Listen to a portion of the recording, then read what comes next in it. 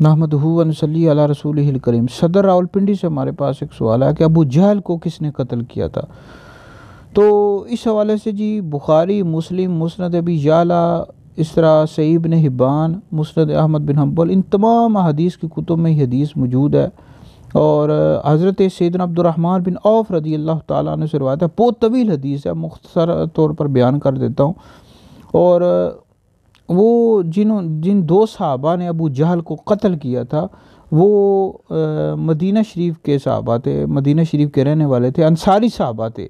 اور ایک صحابی کا نام تھا معاذ بن عمرو بن جموح، اور دوسرے صحابی کا نام تھا معاذ بن افرا۔ تو ان دونوں نے ابو جہل کو قتل کیا تھا۔